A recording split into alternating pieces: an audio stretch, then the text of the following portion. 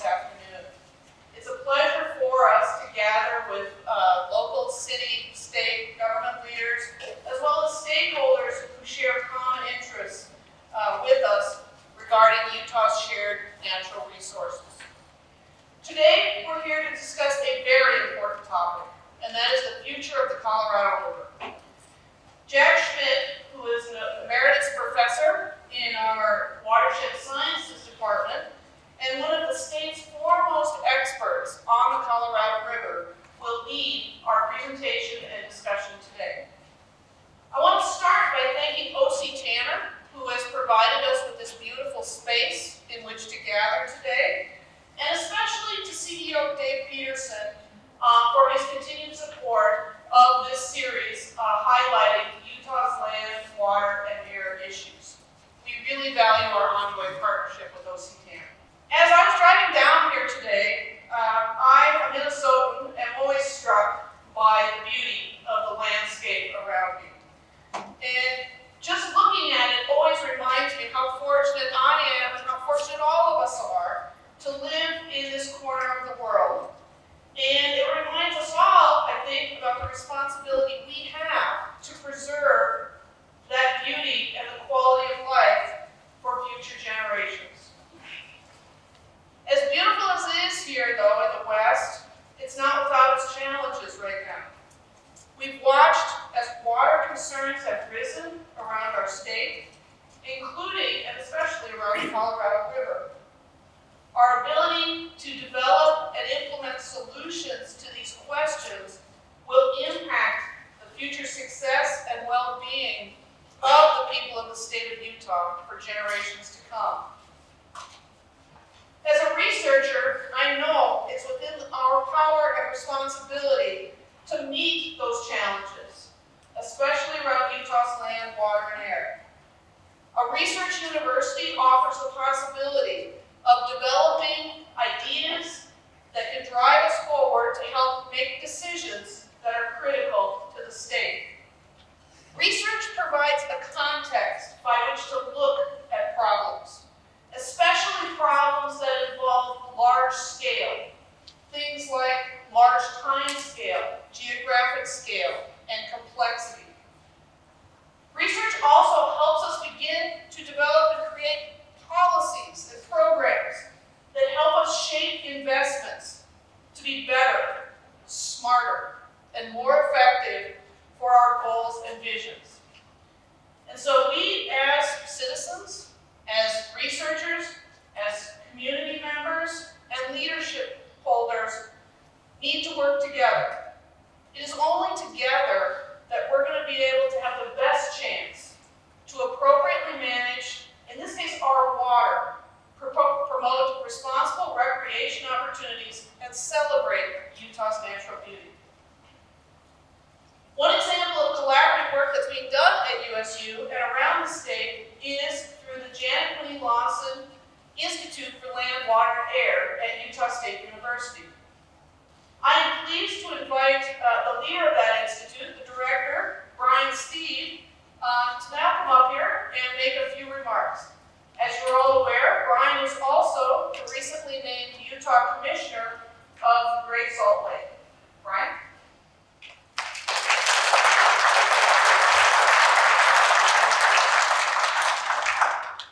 Thank you very much, Lisa. I appreciate being here. In a recent conversation with one of our state policymakers, I was asked, what are the two largest issues facing the state? Without hesitation, I said, I think it's the Great Salt Lake, and I think it's the Colorado River. In my professional line of work, I get to work on the Great Salt Lake on a day-to-day basis, and I'm glad that we have people like Jack Schmidt who are knowledgeable and perhaps even the foremost experts on issues involving Colorado. Dr. Jack Schmidt has created a legacy of providing insight and answers to some of the biggest questions facing the river. And those questions are big, because as you may or may not know, over 40 million people rely on the river, and it has been in a state of flux and honestly in a state of decline for some time, and Jack will speak about that during his presentations. The lessons that we learned along the Colorado River will be a guide to how we solve other problems in the West, including in the Great Salt Lake, in the Bear Lake, and other areas. So here's the good news. Research Landscapes exists because we want to very much educate as many members of the public as possible on these very important questions. And we're so very glad to have policymakers here and others who have profound interest on the river to be able to learn from the research that Jack's doing, as well as to be able to contribute to the conversation more meaningfully. Jack has served as the director for the Center for Colorado River Studies, housed in the Quinney College of Natural Resources at USU. During his over 4-decade career, he has been a premier expert focusing on the relationship between ecosystem health and the impacts of river management. He's examined dams, reservoirs, other diversions. He's also one of the state's leading experts on all things Colorado River. And I would say this from a personal standpoint. I was at a conference regarding the Colorado River hosted at the University of Utah Law School.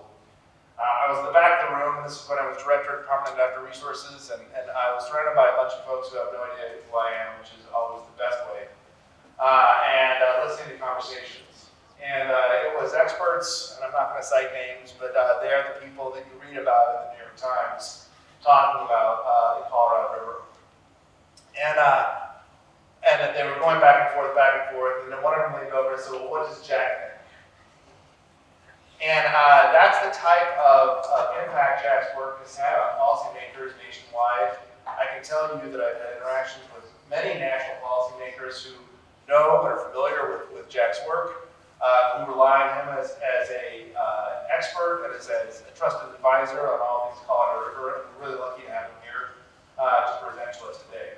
So without further ado, let me present Dr. Jack Schmidt, expert on the Colorado River.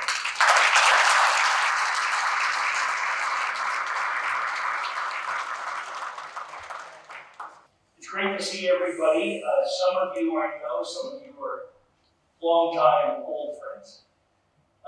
Many of you I don't know, and so I'm an informal guy. Interrupt me if you have questions. We'll have a good discussion after I finish talking. I am lucky enough to get to spend my life working on what I care deeply about.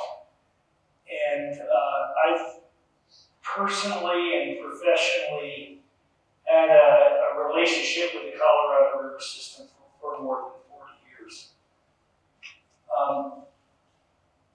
Out of that, I started this whole adventure for myself, really focused on rivers and how rivers work and how rivers have changed, and what strategies might be employed to reverse undesirable impacts of dams and diversions. I started working during the big water years of the 1980s when we worried and were concerned about what would big floods from Glen Canyon do to the Grand Canyon. I was one of the people who dreamed up the idea of controlled floods. One of my proudest moments was to be down there with the Secretary of Interior when the first flood was released in 1996. In 2011, I took leave from Utah State for 3.5 years and served as the chief of the Grand Canyon Monitoring Research Center, which is the primary science arm that advises on Canyon Dam Adaptive Management Program. Through that, I worked closely with Interior during the Obama administration for a couple of years in some of the major science policy initiatives, including the pulse flow release into Mexico to try to rejuvenate the Mexican Colorado Delta. What I came to understand in those years was that we thought about the Colorado River very differently depending on who we were. I came from river. I came from river science. But there's a whole other group that thinks about the Colorado River like it's an accounting checkbook. How much do we get? How much do you get? It's all numbers. It's all accounts. It's all who gets what. And what I came to realize is those two different worlds intersect. And I realized that some of the biggest impediments to how we wanted to manage the Colorado River as a river came from this other perspective, the law of the river, the use of the river.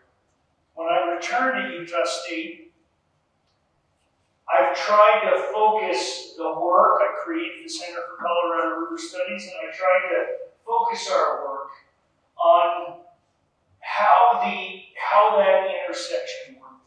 And that's what I'm going to try to describe to you today. I don't necessarily have an agenda here, except I am deeply committed to empowering everybody to form your own opinion about how we proceed in the future. I know you all know this important issue. Everybody reads the newspaper, so let's dive in, and I'm going to try to talk to you about the crisis as I see it, how we get out, and then return back to where I started, which is what does it have to do with rivers. 40 million people, lots of irrigation, 90% of the produce consumed in the United States and Canada in the winter is grown just in the Yuma, Imperial Valley, Mexicali Valley. Major economies are partly dependent on the Colorado River, all of Southern California, the Colorado Front Range, the Wasatch Front. I should observe that when we say 40 million people depend on the Colorado River, of those 40 million, 20 million live right here.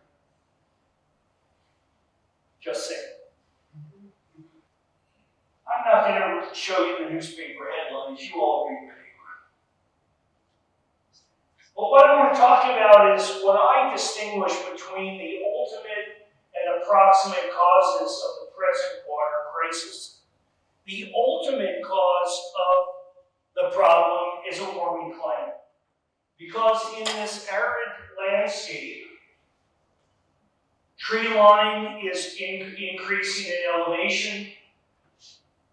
The length of the season of growing and evapotranspiration rates are increasing. Longer growing season, soils are much drier, which means that there is less water getting to the rivers. Okay? So that's the ultimate cause. That's its own discussion. Warming, how we stop it, all of that. But I'm just going to leave it there, except to say that we're not doing a very good job, and we're going to have even less water decades from now. Where we're going. Okay, here are the numbers.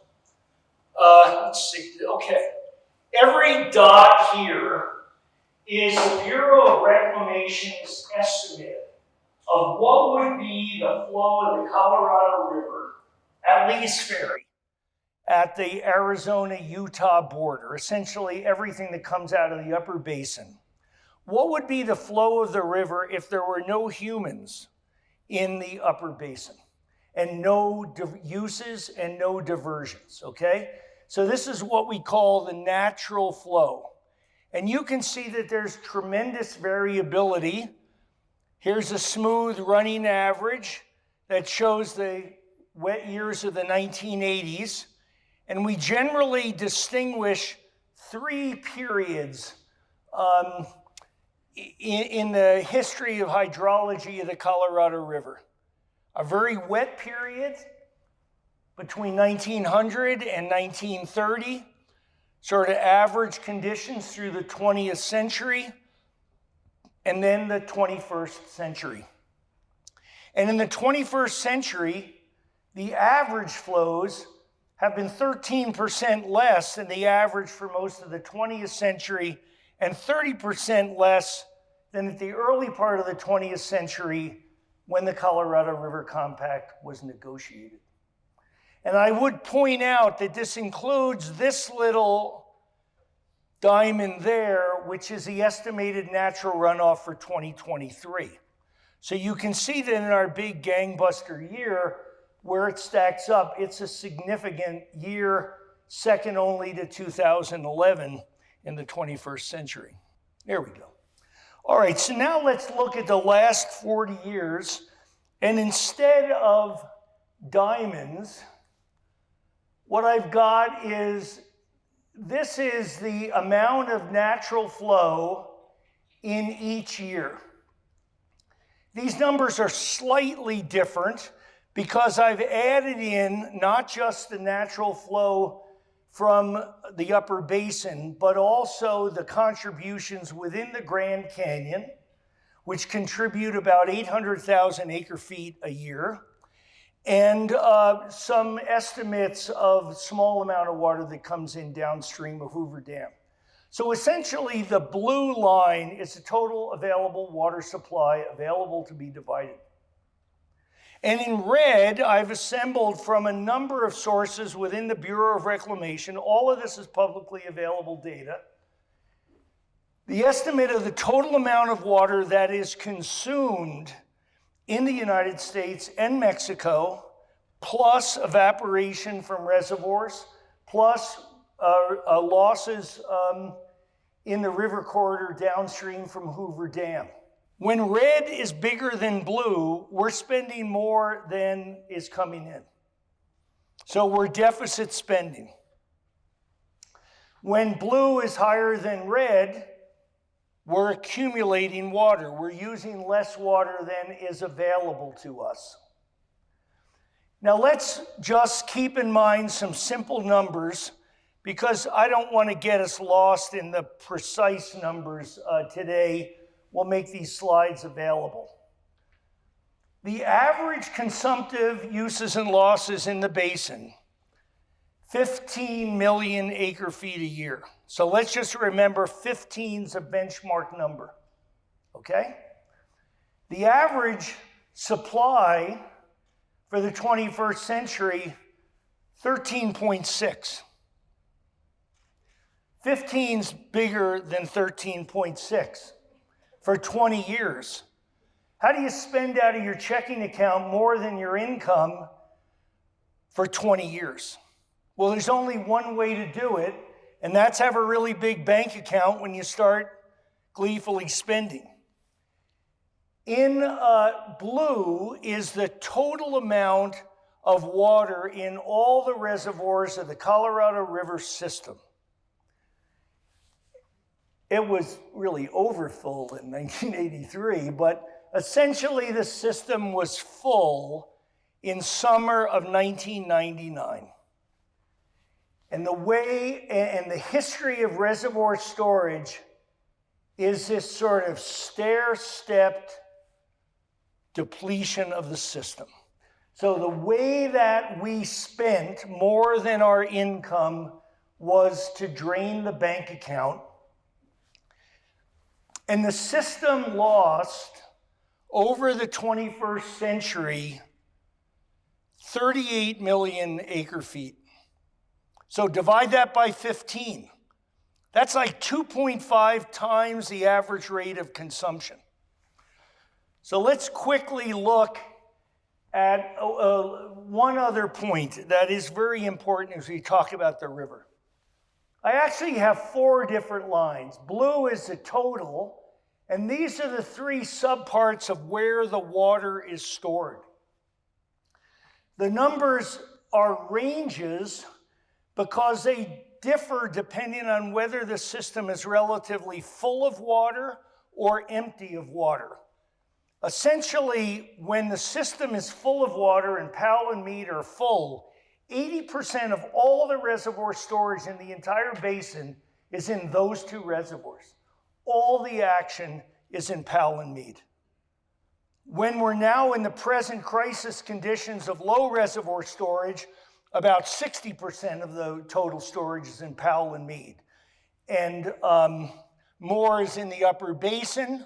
So in all the reservoirs, Flaming Gorge, Navajo, Blue Mesa, and all the private other reservoirs run by irrigation districts, Dillon, Denver Waters reservoirs, Strawberry, things that aren't even shown on this federal graph. The amount of water is, right now, is about 30% of all the water in the basin is stored in the upper basin. When the system is really full, it's a number more like 16. And then a smaller amount is stored in Lake Havasu and Lake Mojave. okay? So the message there is it's all about Powell and Mead. So now let's walk through this history for a minute. The system crashed between 2000 and 2004 because we had 5 years in a row in which we had very low runoff. And although we accomplished some reduction in consumptive uses, it was nothing near what needed to happen. Why? Most of us thought, oh, it'll get wet again. Oh, it's another dry year. Oh, it'll get wet next year. Oh. And so it's certainly easier to look back and criticize decision making, but the point is, policy could not reduce anything close to what was going on in nature, and the system crashed. It takes a long time in a messy democracy to negotiate new agreements.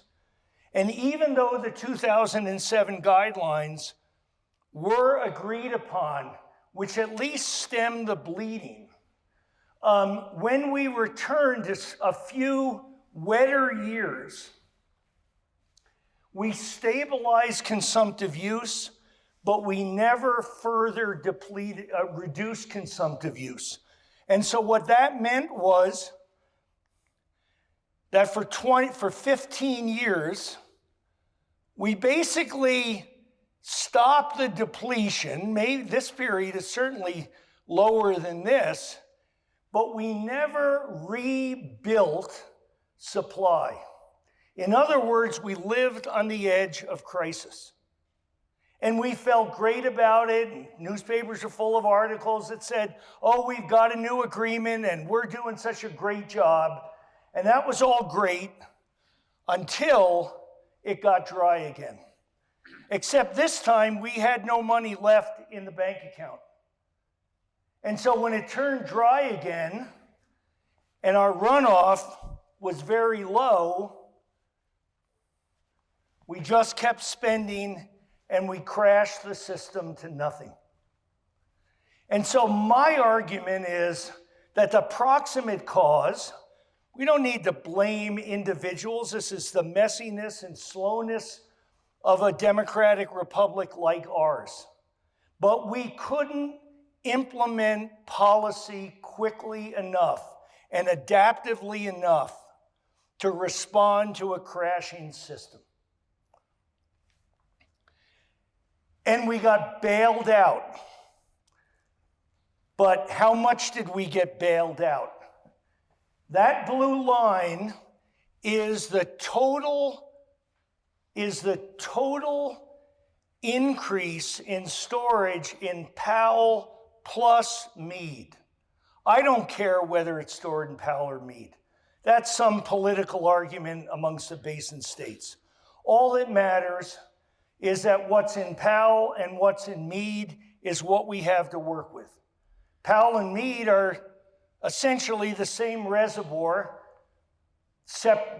separated by a scenic 240-mile bedrock gulch. It just happens to be one of the greatest spectacles on Earth, but there's no real use of it. So it's all one big reservoir with a bedrock canyon between them. And so we only really need to worry about, for purposes of worrying about the nation's water, is how much is the total in Powell and Mead, and we rebuilt it.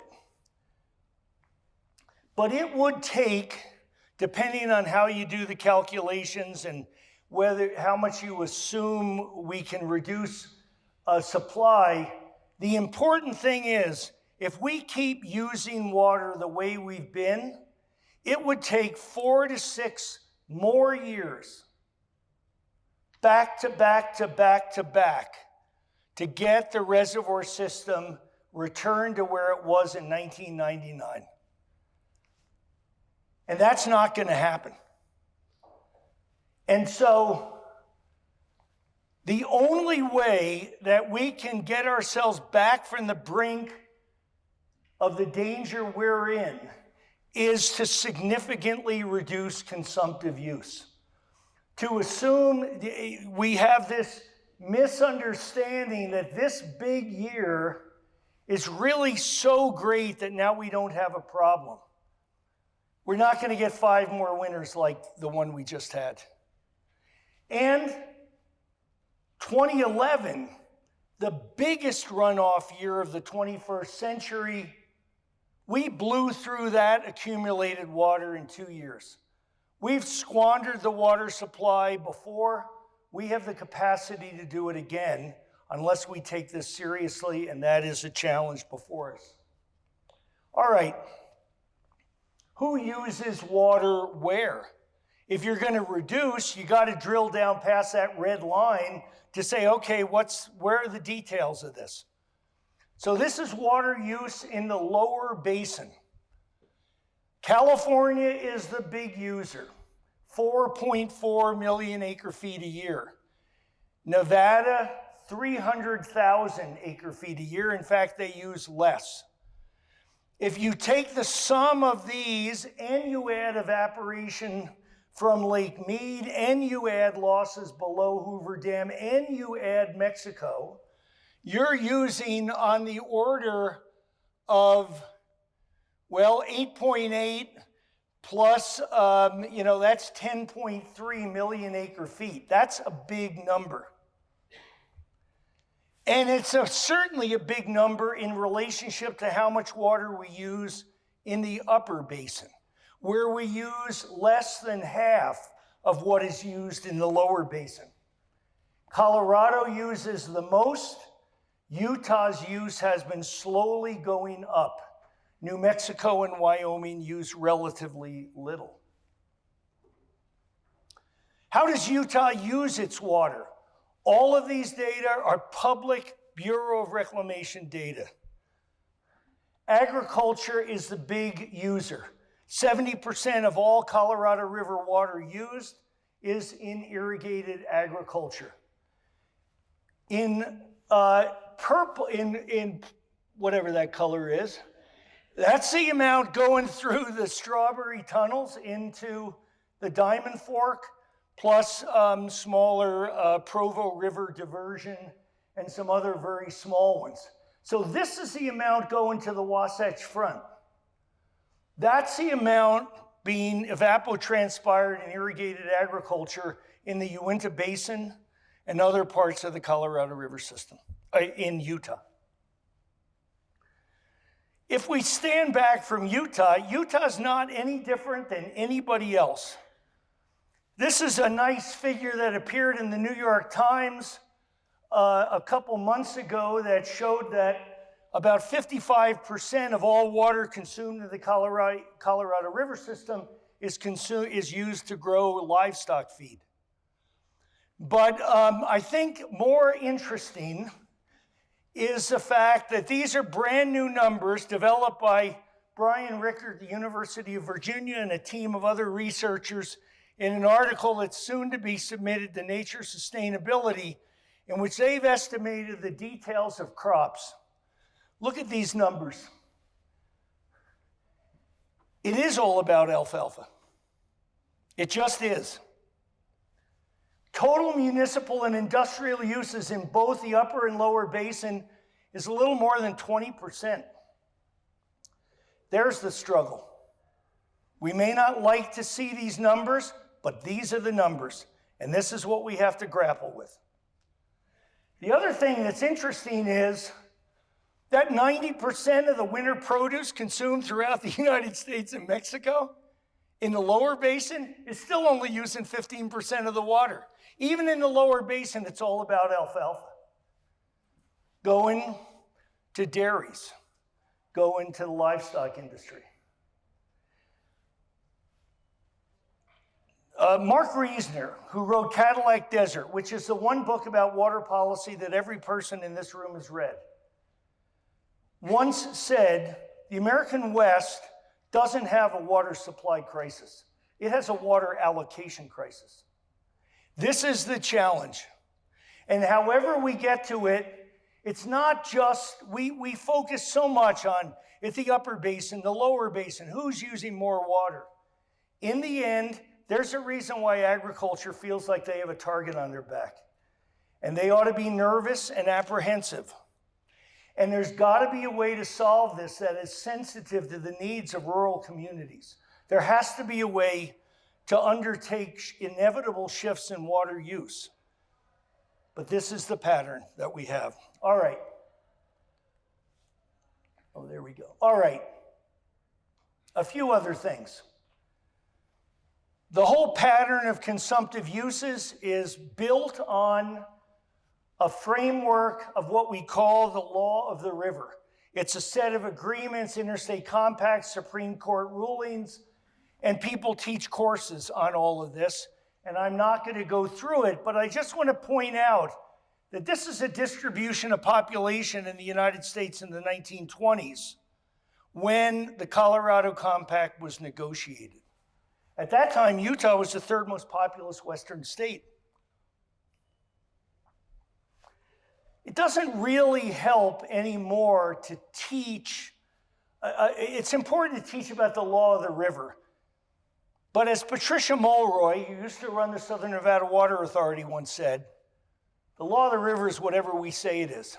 And as Eric Kuhn said to me, another great thinker about the Colorado River, you know, all that really matters in the compact is that all of our names are on the front page. The purpose of our agreement is an equitable distribution of water, and all of our signatures are on the last page. And between those two places, everything is up for grabs. And so there have been a whole bunch of agreements, much touted, to reduce water use. And all of these result in major newspaper articles about how wonderful we're doing at cutting use. But if you go back to the red line's bigger than the blue line, and we're using more than is our supply, and the supply is even going to get less as we go in the decades forward in a warming climate, we really have our work cut out for us. And at the same time, the negotiations right now also include a new player. All of the native peoples of the Colorado River Basin have largely been ignored. And their water rights are now taken seriously. And much of that water has not been used. So not only do we need to greatly reduce our use, but we also have tribal interests that say, hey, you forgot to talk to us. And so the role of the tribes in this conversation is significant. All right, let me just quickly close with what this means for the rivers. If I go back and summarize what I've been talking about for the last 15 minutes, we have a natural supply in the upper basin which is declining. The upper basin states say, we were supposed to get half and we're using less than half, we're not going to cut. And there's legitimacy to that argument. That number minus that number is how much water comes into Lake Powell.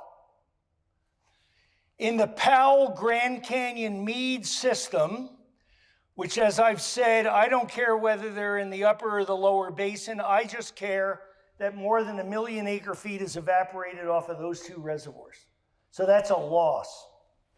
And then that water gets through. We do have inflows from the Grand Canyon, which you can see are 2.5 times the use rate of Nevada. This is a non-trivial amount of water. And then we have a lot of water come through. It all goes to Southern California, the Imperial Valley, Central Arizona, irrigation along the river, and only 1.5 million acre feet makes it to the Mexican border. All of that water goes to the Mexicali Valley farm fields, or goes as the only water supply to Tijuana, and nothing comes out the bottom. So the argument of we have a declining supply, these guys and these guys are arguing about who's going to blink. But we keep driving, I don't know what metaphor we want about driving to the edge of the cliff, but we're arguing about who's going to reduce, but all we know is somebody's got to reduce. And we got a little bit of breathing room in the Hoover Dam because we had a big runoff year. Here's what the delta looked like in Mexico in the 1920s. Here's an exact match of the Colorado River in the delta today. 0, 0. In red are the average hydrographs of key gauging stations on the Green, the Colorado, and the San Juan, the Colorado River at Lee's Ferry, and at Yuma. The conditions in the early 20th century when the compact was negotiated, in red, or in blue, the average hydrograph of the river in the last 20 years. It is a river no more, as Philip Fradkin titled his book. You can see that we've got a pretty natural river in the Green and the upper Colorado. The San Juan has really lost a lot due to climate change. Here's our system of Powell, Grand Canyon, and Mead. The Grand Canyon, the icon of the United States and the world, is trapped between the two largest reservoirs in the United States. And these decisions about who's going to use water where inevitably affect the outcome of the Colorado River in Grand Canyon. What we showed in a paper published in Science last summer was that how the cuts of who takes less water and how much water is reduced in the upper basin and the lower basin, and how much the cuts are, affects the total amount of average storage you're going to have available to put somewhere in Mead or Powell. These lines and these colors are all different scenarios of combinations of upper basin and lower basin use. And the outcome of this, and this is modeled out to 2060, goes against these numbers, which is the total combined storage of Powell and Mead. Combined storage. Remember, the total combined capacity of Powell and Mead is 50, not 25. This, the best scenario, still only gets you half full, which means it begins to breed a question, where put half the water?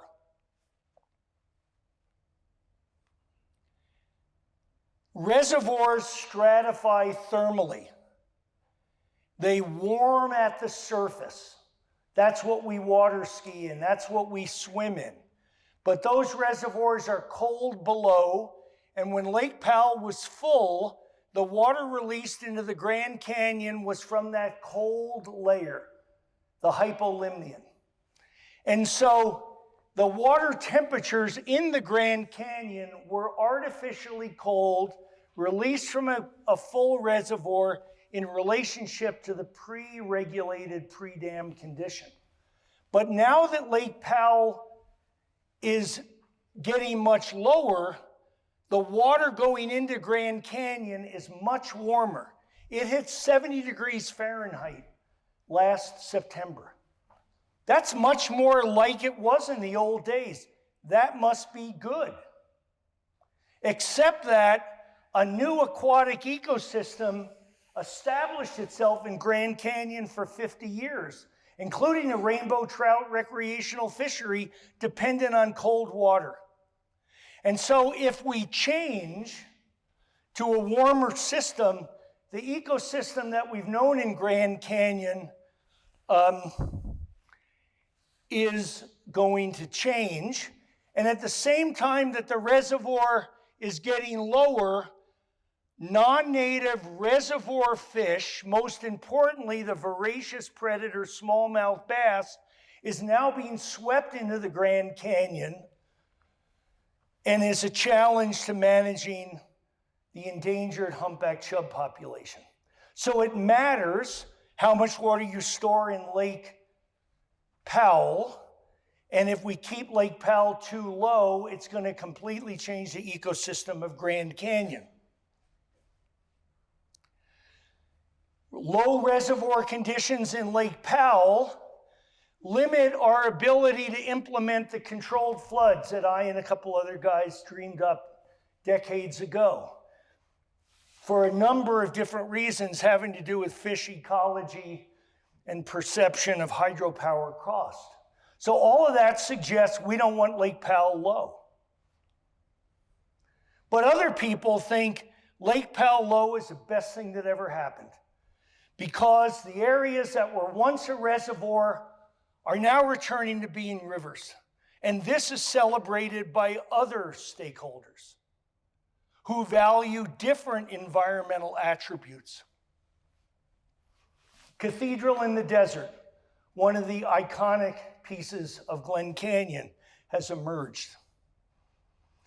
And so whether we store water preferentially in Powell or Mead, we're going to have to make that decision. And that decision is actually going to be based on human values of what you value in the environment, not on rational water supply management, because it doesn't matter where you put the water. And so the issues of what you favor actually go on to some personal values. Whether you really like reservoir recreation, the economic benefits of houseboating and water skiing, or whether you celebrate the re-emerging ecosystems of a drained Lake Powell. And it also depends on what you want for an environmental outcome for the Grand Canyon. And those are decisions before us today. And you can back up and ask the same question for what do we want for every part of the Colorado River. So, we need to significantly reduce water use. That's what we must do. And we're not doing a very good job of it right now. And we have to start arguing and say, well, it's the lower basin's problem. Lower basins, well, they're just growing alfalfa in the upper basin. It's their problem. No, we're the United States of America. And we need to start looking at each other and saying, we're all in this together. And I'm going to struggle to figure out whether I can cut more water use than you. Just like when we had war efforts and everybody sacrificed so that the US could win World War II. Why don't we look at that? Why do we have to look at the other guy and say it's the other guy's problem? 2023 is a rare opportunity. Let's not squander it. And whatever policy alternatives we decide on, it's going to make a tremendous difference for the river ecosystems we have left in this glorious place. Thanks.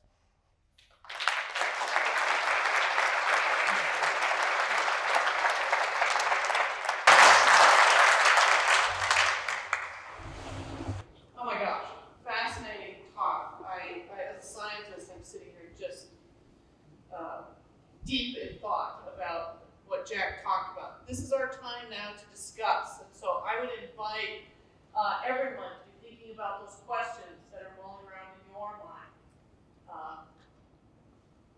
Anybody ready to kick us off? Yep. I got one right in front here. Jack, ready? Proximity, sorry. A policy change has been kicked around a lot for how to possibly wean alfalfa farmers off of alfalfa is making water allocation in agriculture more market-driven. So more market-driven. They're saying, well, the market will fix everything, we believe in markets, and we're not doing markets because of all of these impediments to markets. Do we have any examples of how water use has changed when that kind of policy change happened? Sorry, it's econ, not river science. Yeah, no. Yeah. I'm not going to try to answer those kind of questions. My goal is to get us thinking about how innovative we need to be. I don't know the answer because I'm not an economist and I might pretend to be lots of things, but that's the one I don't pretend to be. But building water markets for water. Right now, we allow water marketing within states, but not between states. That limits our ability to be innovative. Decades ago, Governor Levitt proposed and said, why don't we market some of our unused Colorado River water to the lower basin states? Let's at least make some money off of it if we're not going to use it. Now the world, we now have much less water, but that was an innovative idea, roundly attacked. The Biden administration celebrated the reduction of about 1 million acre-feet a year in water use over the next 3 years at the cost of $1 billion. That's not sustainable, right? And you blow that money on fallowing fields and you create one-time bonuses, and then you're finished. We're going to have to make agriculture much more efficient. That Brian Richter study, which I show, I don't want to get caught up in the quibbles of little details. The point is, ag and alfalfa is a big number, and we've got to come to terms with it. That's my point. I'm sure his article will be attacked by people who will quibble on numbers, but it's a big number. That's what matters. And he argues that crop shifting, not crop fallowing, is the key to get out of this jam. That we have to look to the crops that have the greatest economic return that consume less water. And it's going to be because no one wants to see the death of agriculture. We can't sustain it as human beings. So we've got to work with ag sectors and rural communities to figure out how we get out of that. And thank goodness we have big research universities, including Utah State, are going to struggle to answer that, because that's what we have to do. These are tough questions. I don't know anything else.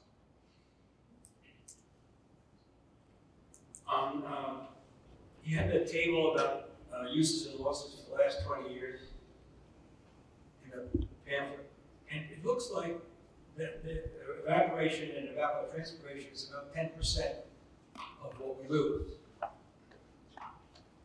And you mentioned climate change. So where is this evaporation and evapotranspiration going in terms of the percent that it's going to hurt the water supply, but because of climate change?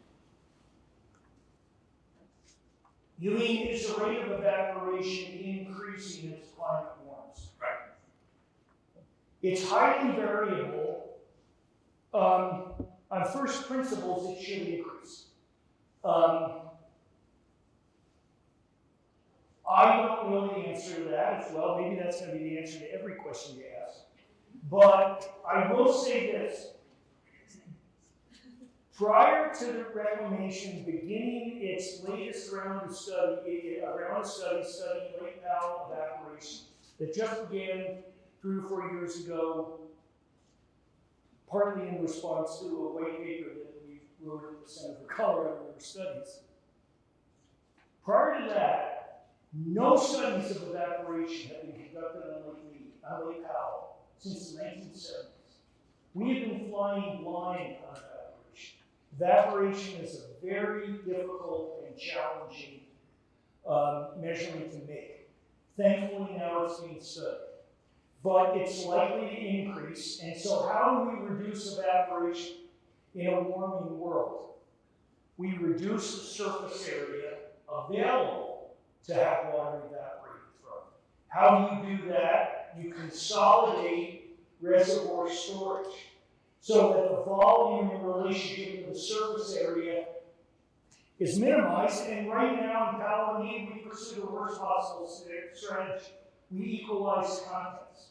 So we maximize the surface area for the storage.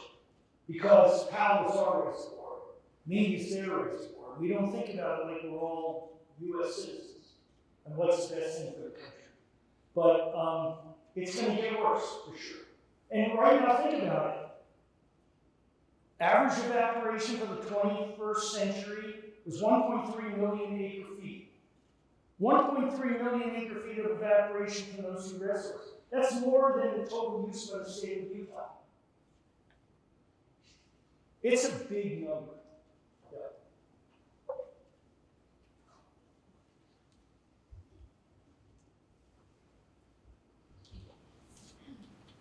So regarding some of the solutions that you're talking about being mainly through rapid and flexible policy changes to help mitigate these issues, what would you recommend on the individual level to the average, like one of the 44 million people that rely on this water? It can feel kind of, and from that perspective, can feel kind of powerless as to solving this Right. issue when you're not a policymaker. So what would you recommend Right.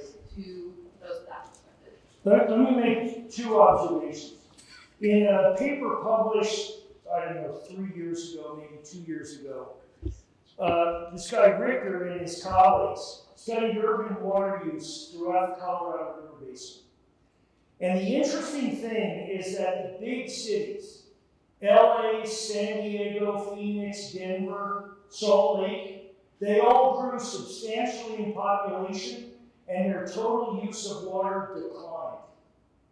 The biggest cities are really, I'm not going to say they couldn't do more, but they're doing something like their share. Right? They're reducing per capita water use significantly, and they keep finding other ways to do it. People like Joanna and your water are trying to help them figure out how to do it. And the mid-sized cities are growing in population and are growing in total water use. So the reduction in per capita water use in mid-sized and small cities is going up. That is an area of opportunity. So mid-sized and small cities saving water is a significant thing. But I think the most important part of the problem with this Colorado River thing is, the traditional view has been, oh, it's too complicated for average people to understand it. Oh, we just need a bunch of experts, we'll negotiate everything on your behalf. I'm trying to show, there's not one damn thing that I went through that wasn't checkbook accounting. Anybody can understand which number is bigger than what other number and what has to be reduced. And I would argue that the most important thing is for every average citizen to understand the simplicity of the need that we must reduce water consumption in the basin to match supply, and that our best solution is to look ourselves in the mirror as an individual and as a state. For you to talk to your congressman, for you to talk to your legislators and say, our job is not to protect our interests. Our job is to solve this problem collectively with everybody else. And so I think that that's a big piece of it, because, like it or not, Salt Lake and urban uses are a smallish part of the problem.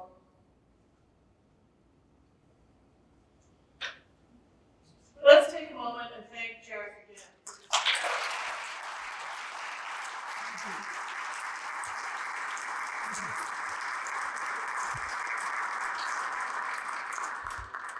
And I also want to thank all of you for your participation. Having you here is a critical part of the discussion. So thank you for joining us here this afternoon. If you're interested in our Research Landscape series, our next event will be on November 9th. That will feature Dr. Seth Lyman, who is a chemist, and he works out at USU's Bingham Energy Research Center in the Uinta Basin. And he will be looking at how various methods of energy production impact emissions. For additional opportunities to interact with our Institute for Land, Water, and Air, on October 9th, they will be delivering their annual report to the governor, October 19th, on their annual report to the governor that will include information, the latest research on Colorado River studies. If you're interested in research outside this realm, we also have another series titled our Blue Plate Research Series. And coming at the end of September this year will be a presentation on our Alzheimer's Disease and Dementia Research Center. And that will have faculty member Beth Powell, who I anticipate will give a fascinating presentation on her latest work around Alzheimer's. And so finally, at your table is a small survey. If you have have just a minute, we're always trying to improve, and so if you have a minute to just fill that out and give us a little feedback, we would very much appreciate it. Again, thank you for being here, and have a safe trip home.